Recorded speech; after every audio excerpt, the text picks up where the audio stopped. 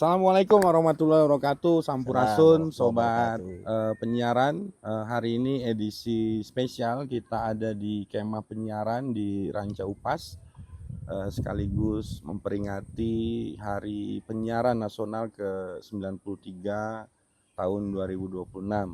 On mic hari ini akan membahas tentang kolaborasi penyiaran mewujudkan ketahanan nasional. Hari ini kita kedatangan tamu spesial Komisi 1 DPRD Provinsi Jawa Barat, Pak Sidkon Jampi SHMM. Pak Sidkon, Yap. apa kabar? Alhamdulillah. Ranca Upas memberikan banyak angin segar buat saya. Buat KPID, buat lembaga penyiaran juga tadi Amin. Pak Sidkon sudah memberikan angin segar. Amin, Semoga amin, tidak amin. angin aja Mas.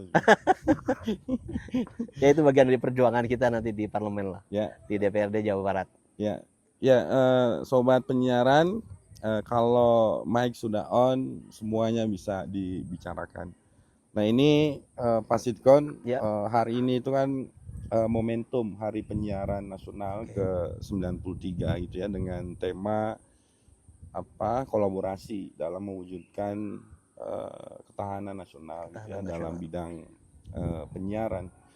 Nah, kita tahu bahwa hari ini negara-negara di luar sana gitu membangun pertahanan itu atau ketahanan itu tidak hanya bicara pada konteks alutista. Ya. Tentunya ada hard power dan soft power. Nah, soft power ini salah satunya itu yang sangat berperan itu adalah lembaga penyiaran. Yes. Dalam menjaga bahwa bagaimana ideologi Pancasila tetap tegak gitu, bahwa bagaimana politik kita tetap demokratik dan berdaulat, bahwa bagaimana ekonomi kita mandiri, bahwa bagaimana kebudayaan dan sosial kita itu punya kepribadian gitu ya, dan seterusnya dan seterusnya. Nah, dalam perspektif Kang Sidkon, kalau manggil Pak ini kelihatannya tua ini. Memang. Perspektif Kang Sidkon ini gitu, melihat isu itu gitu, seperti apa, terutama di Jawa Barat, Kang? Ya. Terima kasih on mic yang sudah digagas oleh KPID Provinsi Jawa Barat. Saya bersyukur sekali mengajak kegiatan di alam terbuka seperti ini. Saya yakin akan membawa pencerahan dan pencerdasan lah, yang selama ini saya rasakan kurang. Kalau disebut old, saya memang sudah usianya old ini. Maret ini saya sudah ke 60, Pak. 60 ya? Hari bulan ini Maret ini. Umur boleh 60, tapi semangat harus tetap 17. Itu dia. Saya juga seneng berkomunikasi dengan masyarakat. Saya punya tagline ngobras. Ngobrol bareng Kang Sidkon. Kan begitu. Mantap. Sobat penyiaran yang ada di Jawa Barat, hari ini Pak Adi, kita melihat di Timur Tengah sana ada satu negara yang membelenggu soal berita-berita yang dari dalam negeri, bahkan ada sanksinya jelas. Saya sebut saja misalnya Israel. Jadi kejadian-kejadian dari dampak perang di internal itu saya mendengar, saya mendapatkan kabar itu dibelenggu, dibredel, dibelenggu, diancam dengan hukuman, bahkan bisa sampai tahunan gitu. Nah, belajar dari hal seperti itu tidak boleh terjadi di Indonesia. Apalagi kalau kita kaitkan dengan ketahanan bangsa, ketahanan nasional kayak gitu. Harus demikian terbuka karena ini adalah haknya masyarakat. Seluruh informasi yang ada di Jakarta, yang ada di provinsi, di ibu kota provinsi dari Bandung ini tidak boleh sama sekali dikerdilkan, dibatasi informasinya agar misalnya tidak sampai kepada masyarakat. Saya melihat kondisi khusus di Jawa Barat ini, saya kira harus diapresiasi, sudah sangat bagus, demokratis, dan sangat terbuka. Sangat terbuka. Kita lihat misalnya hari ini banyak radio, banyak TV nasional maupun lokal menyampaikan informasi yang terjadi detik ini, Ya, beberapa detik berikutnya sudah bisa Ya. diterima oleh masyarakat secara utuh, gitu kan. Tanpa ada dibuat dulu opini kemudian menimbulkan persepsi yang berbeda di masyarakat dan seterusnya. Nah, saya mengapresiasi betul apa yang sudah dilakukan oleh KPID Jawa Barat. Apalagi hari ini misalnya ada pertemuan dari para penggawa lembaga penyiaran se-Jawa Barat yang diundang 44 ini. Ini sebuah harapan baru bahwa penyiaran-penyiaran di Jawa Barat ini akan ada korelasi yang langsung maupun tidak langsung dengan ketahanan secara nasional. Betul. Nah, sebenarnya sih ada juga misalnya ketahanan pangan. Ketahanan pangan secara nasional juga saya kira harus menjadi konsumsi publik yang objektif. Yang tidak ada muatan bisnis dan seterusnya kayak gitu. Apalagi muatan kekuasaan. Nah, ini tidak boleh terjadi lagi seperti beberapa puluh tahun ke belakang di zaman Orde Baru, yang namanya pers, yang namanya lembaga penyiaran itu bisa dengan mudah dibungkam, bahkan siupnya bisa dicabut dan seterusnya kayak gitu. Ini yang saya kira ini yang perlu terus kita jaga dan kembangkan gitu. Dan menjadi kesadaran bersama lembaga penyiaran yang ada di Jawa Barat. Saya kira itu, Pak. Ya, Kang Sitkon gitu. Tentunya kita tahu bahwa di era hari ini gitu ya, batas negara itu sudah tidak ada seolah-olah, gitu ya. Jadi dalam perspektif global village gitu, bahwa informasi itu begitu cepat gitu masuk ke seluruh dunia, dan tentunya itu pada revolusi 4.0, bahkan di Jepang Society 5.0 gitu. Based on-nya itu adalah internet berkecepatan tinggi, artificial intelligence, dan big data.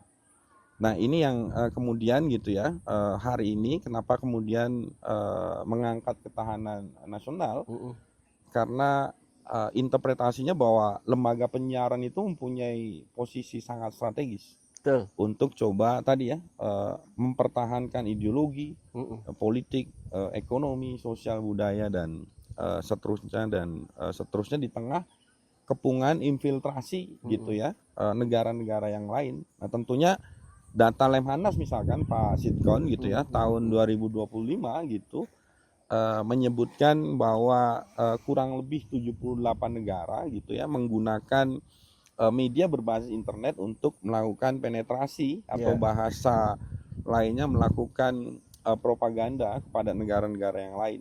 Nah, tentunya ini menjadi catatan penting saya pikir gitu ya untuk lembaga penyiaran baik televisi dan radio yang selama ini menjadi salah satu institusi atau tonggak penjaga itu. Nah, Pak Sitkon tadi sudah sudah diilustrasikan itu Israel misalkan ya menutup akses informasi warganya gitu ya untuk mengakses informasi dari luar supaya tidak terkontaminasi untuk ketahanan nasionalnya gitu ya, dan itu sangat tidak boleh di Indonesia gitu. Nah, ini kan kepungan ini gitu ya, perspektifnya Pak Sitkon paling tidak di Provinsi Jawa Barat dengan penduduk 50 juta lebih gitu, lembaga penyiaran terbanyak, ini posisinya seperti apa ketika misalkan Pak Presiden gitu coba mengannounce kembali apa yang kemudian yang tertera di Undang-Undang 32 bahwa lembaga penyiaran televisi maupun radio wajib semuanya, walaupun sudah wajib, untuk memutarkan lagu Indonesia Raya. Lalu gubernur Jawa Barat misalkan back to value kesundaan misalnya. Nah, ini kan salah satu tonggak saya pikir untuk sama-sama menjaga ketahanan nasional itu. Napoleon Bonaparte itu dulu menyampaikan bahwa dia sangat takut dengan tintanya wartawan. Kekinian saya kira kita melihatnya dari sisi bahwa fungsi penyiaran, fungsi wartawan dengan lembaga penyiarannya ini sangat strategis, terutama sekali untuk menjaga ketahanan nasional ini. Ya. Bagaimana kira-kira misalnya seobjektif mungkin lembaga penyiaran ini menyampaikan informasi kepada masyarakat. Ya. Itu satu. Yang kedua, bagaimana kira-kira lembaga penyiaran itu bisa meliput sumber-sumber berita secara langsung maupun tidak langsung. Ya. Tetapi lagi-lagi tadi harus objektif. Ya. Yang ketiga, masyarakatnya kepada lembaga penyiaran ini bagaimana tumbuh berkembang kepercayaan yang utuh. Ya. Sebab kita tidak bisa menafikan masyarakat kita juga hari ini misalnya sudah turun mindedness-nya terhadap lembaga penyiaran yang namanya radio. Ya. Media habitnya udah bergeser ya pasti. Seperti itu. Kemudian yang kedua misalnya terhadap TV-TV lokal. Secara objektif TV lokal itu walaupun sudah menyampaikan budaya, kultur lokal, tetapi masih tetap saja gitu kan tidak responsif terhadap adanya TV-TV lokal itu. Nah ini sebuah tantangan saya kira di luar tantangan yang globalisasi, artificial intelligence. Kalau tadi teman dari Diskominfo nyebutnya apa ya? Akal imitasi. Akal imitasi. AI itu akal imitasi. Nah, ini yang harus juga diantisipasi. Yang kedua, hari ini kita sudah diberlakukan Kitab Undang-Undang Hukum Pidana. Ya. Dengan Kitab Undang-Undang Hukum Acara Pidananya juga. Yang merevisi, yang mengganti Undang-Undang Pidana dan Hukum Acara Pidana warisan kolonial. Ya. Nah, ini juga saya kira perlu diantisipasi juga oleh lembaga penyiaran untuk menuju ketahanan agar jangan sampai bermasalah dengan ketentuan undang-undang tersebut, ketentuan pasal konten yang ada di undang-undang dua undang-undangan itu. Apa saja? Saya kira itu yang menjadi tantangan agar lembaga penyiaran Jawa Barat membuka mempelajari isi daripada undang-undang itu. Ini juga kita bisa akses dari sosialisasi yang intens dari Kementerian Hukum dan HAM kita. Ya. Ada kerjasama dengan berbagai lembaga, dengan institusi. Kemarin saya ikut sosialisasi Kitab Undang-Undang itu di Unpad misalnya. Tetapi saya jujur belum fokus apa saja yang menyangkut penyiaran.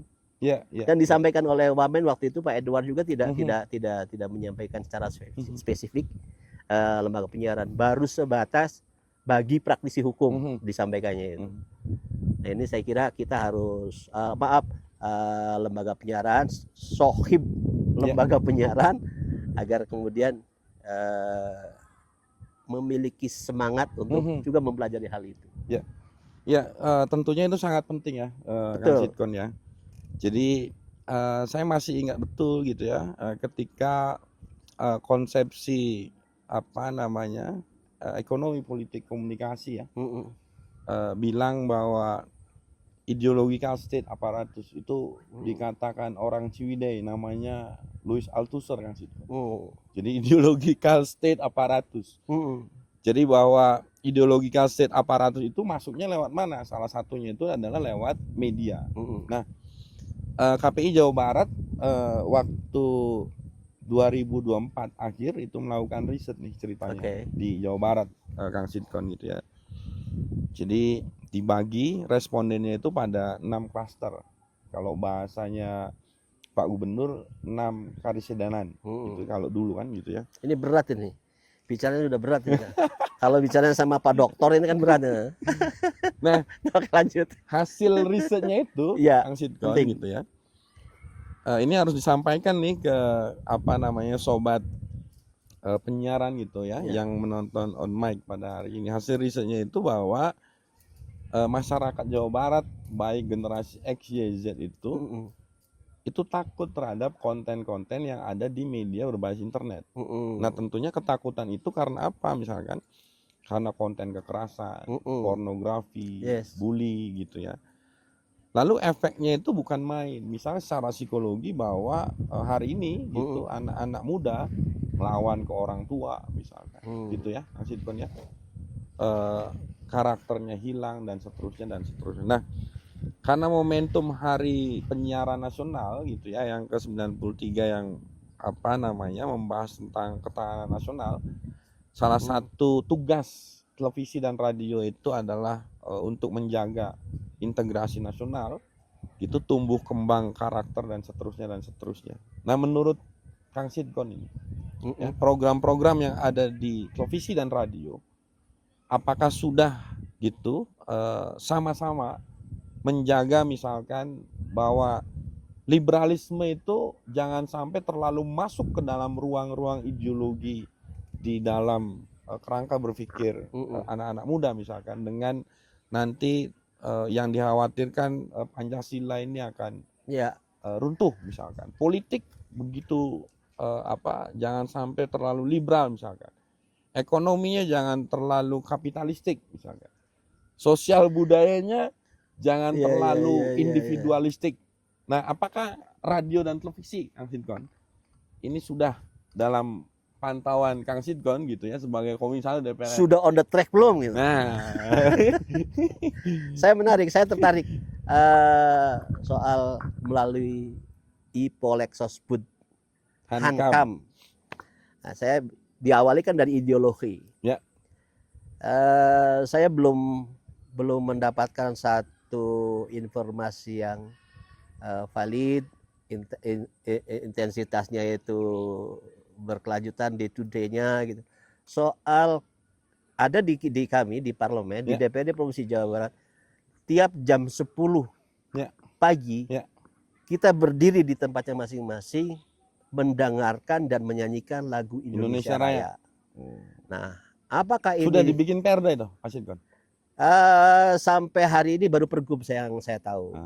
Kita doakan itu sebagai dibuatkan perda. Kalau sudah menjadi regulasi tingkat Jawa Barat yang namanya perda, peraturan daerah, saya kira juga harus diikuti oleh lembaga-lembaga penyiaran. Ya, sudah Pak Sidkon. Jam 6. Nah, korelasinya seperti apa dengan yang disampaikan di Pemprov harus jam 10 gitu kan misalnya. Artinya kalau memang sudah, itu sejak zaman saya kecil juga RRI itu sudah menayangkan itu. Lagu Indonesia Raya tadi yang dinyanyikan tadi bareng, saya sedang menuju masa lalu saya di zaman cuma RRI, Radio Republik Indonesia. Ada Indonesia Raya. Artinya dari situ sudah ada gitu kan. Kemudian di TV swasta nasional. Jam 6 atau jam kurang ya? Jam 6. Itu kan juga ada ya kan. Nah, apakah perlu kita samakan? Di frekuensi atau jam yang sama misalnya jam 10. Itu di Undang-Undang 32 tahun 2002 Pak Sidkon, ada sudah. Tapi jam 6. Jam 6. Nah, kalau sekarang di lembaga penyiaran jam 6, mungkinkah ditambah dengan jam 10-nya gitu. Nah, di Jawa Barat khusus. Lokal Jawa Barat kira-kira menginisiasi ada mendengarkan Indonesia Raya jam 10. Berarti kalau dibikin perda ada satu pasal khusus yang menyatakan bahwa televisi dan radio di Jawa Barat harus memutar kembali lagu Indonesia Raya pukul 10.00. Jam 10.00. Nah, ini ide gagasan yang saya kira kalau hari ini regulasinya baru di Pergub, kita naikkan menjadi perda dalam rangka ketahanan nasional. Betul. Ada muatan katakanlah 1-2 pasalnya berkaitan dengan lembaga penyiaran, dengan kewajiban jam 10 tadi misalnya. Itu lebih rigid, Pak. Tapi jangan lupa pasal 1 lagi, belanja media di lembaga penyiaran. Perda itu. Ya, saya kira menarik agar ada slot khusus atau pago khusus untuk lembaga penyiaran swasta di tingkat Jawa Barat, agar ada pagu indikatifnya, pagu anggarannya untuk sama-sama dalam rangka pembinaan juga saya kira penting. Ini kita kasih anggarannya melalui belanja media, kemudian you wajib apa untuk memotivasi. You wajib menyiarkan lagu Indonesia Raya jam 10 pagi. Ini menarik. Nah, Kemudian yang lain-lainnya, lembaga penyiaran ini harus bersinergi dengan semua OPD, semua Forkopimda, Provinsi Jawa Barat dalam rangka ketahanannya. Jangan cuma misalnya dengan Pemprov saja, dengan OPD-nya yang sekian banyak, kemudian dengan DPRD-nya, tetapi yang namanya Kejaksaan, Polri, TNI juga saya kira perlu diajak untuk kerjasama dalam hal tadi sudah kita garis bawahi ketahanan nasional. Apalagi Jawa Barat ini kan dengan penduduk yang 50 juta lebih. Ini juga harus menjadi perhatian lembaga penyiaran. Yuk sama-sama menjaga ketahanan nasional lokus Jawa Barat ini. Saya kira lebih spesifik khusus Jawa Barat karena kita sedang bicara Jawa Barat. KPI di Jawa Barat. Betul. Pak Sidkon atau Kang Sidkon, ini tema yang berat tapi kita harus berbicara ini sesungguhnya karena memang di kita ini kan hari ini kalau saya menganalogikan gitu ya, kayak berjalan di tepi jurang kalau menurut saya. Kayak ahli hukum aja. Yang pertama gini Pak Sidkon, ujung dari liberalisme itu adalah individualistik. Nah sekarang aja ya masyarakat kita nilai gotong royong itu adanya di desa, di kota ini kan sudah pudar. Bahkan ada misalkan orang kecelakaan itu nggak langsung ditolong, malah dibikin konten. Takut dipidanakan. Nah, itu hal yang sederhana itu, Pak Sidkon gitu ya. Nah, maksudnya jangan sampai kemudian misalkan ideologi yang kemudian ini adalah jalan tengah gitu, antar kepungan kanan kiri apa segala macam luntur karena misalkan konten-konten yang ada di media berbasis internet yang kemudian itu disengaja oleh 78 negara itu Pak Sidkon. Pak Adi, saya di hari ini di parlemen, di DPRD, tapi kita sebut parlemen karena ingin merujuk apa sih asal kata dari parlemen. Itu kan bahasa Yunani. Betul. Konon katanya juga dari yang saya baca itu kan. Dan parle itu asal kata parle bahasa Yunani itu artinya kan ngomong. Bicara. Kami di DPRD tidak sebatas ngomong, tetapi kami juga membuat regulasi dalam fungsi legislasi. Betul. Kemudian membuat fungsi budgeting, fungsi anggaran, kemudian fungsi pengawasan. Ketiganya ini kami terus sebagai tugas berat kami laksanakan betul itu. Nah, diinisiasi pada tahun 2019 Jawa Barat ini membentuk undang-undang Perda pesantren. Dan ini ya mohon maaf menjadi fenomenal karena ini menjadi pertama. Satu-satunya di Indonesia. Pertama Pak, bukan satu-satunya. Hari ini sudah banyak. Pertama ya waktu itu kan satu-satunya di Indonesia kan. Betul. Pertama kali dan satu-satunya dan diikuti provinsi yang lain. Pertama secara nasional, kemudian diikuti oleh provinsi, kabupaten, kota yang lain. Hari ini sudah banyak, saya kira. Bahkan pergubnya juga sudah ada. Ini salah satunya latar belakangnya adalah soal bagaimana menjaga akhlakul karimah melalui pesantren, menjaga ideologi Pancasila melalui pesantren dan seterusnya. Bagaimana pemerintah hadir di tengah masyarakat dalam komunitas pesantren misalnya, melalui Hubbul Waton Minal Iman kan begitu. Ini juga kita antisipasi itu. Nah, kalau sekarang kita menjadi kemudian fokus bagaimana implementasinya. Yang kata orang itu tergantung political will dari pimpinannya. Dalam hal ini dari gubernurnya gitu. Kami tidak pesimis dengan itu. Karena memang perjuangannya harus tetap dilakukan. Dalam rangka tadi menjaga ideologi, bagaimana misalnya memfilter. Kalau kita mencegah membendung sama sekali, sepertinya nggak mungkin gitu kan. Betul. Kecuali Komdigi, Kementerian Komunikasi, itu kemudian melakukan satu kebijakan yang saya katakan tadi. Kecuali Undang-Undang 32-nya direvisi. Ada lembaga negara, salah satunya KPI, untuk mengawasi platform-platform global itu. Nah kan? Saya kira kalau ditolak sama sekali sepertinya tidak mungkin hari Ya, ini. betul. Karena tadi batas negara ini sudah melalui angkasa, udah Ya. kemana-mana ini kan sudah. Betul. Kecuali dalam hal-hal tertentu kita stop dulu, kita Ya. kurangi gitu kan. Betul. Artinya sementara, tidak bisa melalui undang-undang kemudian di stop, nggak bisa Ya. hari ini. Tinggal bagaimana kita membuat filter, membuat kesadaran di masyarakat, di tengah masyarakat, seperti yang sudah dilakukan sosialisasi oleh salah satunya KPID misalnya. Kita harus bijak, bermedsos, bermedia dan seterusnya. Kemudian bagaimana mengawasi agar konten-konten penyiarannya itu tidak menyalahi aturan perundang-undangan, tidak menyalahi moral, tidak menyalahi apa lagi, nah kan begitu kan? Etika. Nah, kemudian di ujungnya terkait dengan pembicaraan kita hari ini, bagaimana Ipolexosbud Hamkam itu menjadi kesadaran bersama. Ya lembaga penyiarannya, ya masyarakatnya, ya pemangku kepentingannya, betul. Termasuk pembuat regulasinya, pembuat undang-undang, peraturan perundang-undangannya.